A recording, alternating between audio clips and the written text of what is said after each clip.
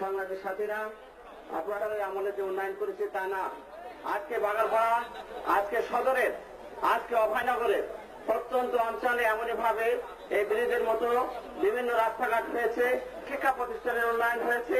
আজকে এগুলো আমরা পেয়েছি। আজকে আমাদের নেতা জনাব তরিকুল ইসলামের বদলতে আমরা পেয়েছি। তারই একান্ত ইচ্ছার কারণে আজকে এই অঞ্চলের উন্নয়নের জোয়ার বয়ে গেছে।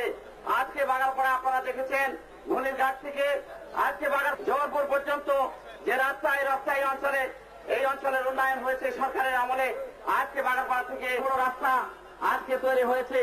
আজকে সেই উন্নয়নের গতিধারার আমি আশা করি আগামী নির্বাচনে বাংলাদেশ জাতীয়তাবাদী দলের সরকার আবার গঠন হবে। আমাদের মাননীয় মন্ত্রী জনাব তরিকুল ইসলাম আবার উন্নয়ন করবে, আবার এই খেটে খাওয়া মানুষের ভাগ্য উন্নয়নের জন্য সচেষ্ট থাকবে। আমাদের পাশে এসে আমাদের আশ্রয়দাতা হিসাবে উনি আবর্তিত হবেন।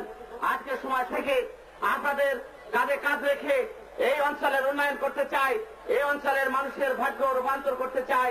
আজকে তাকে সমর্থন দেওয়ার জন্য আগামী 2007 সালে যে নির্বাচন আছে, এই নির্বাচনে মাননীয় মন্ত্রী জনাব তরিকুল ইসলামের হাতকে শক্তিশালী করার জন্য এই অঞ্চলের মানুষকে ঐক্যবদ্ধভাবে আপনাদের এগিয়ে আসার জন্য আমি আহ্বান জানিয়ে আমার বক্তব্য শেষ করছি। খোদা হাফেজ। বাংলাদেশ জিন্দাবাদ। শহীদ রাষ্ট্রপতি আমার হোক।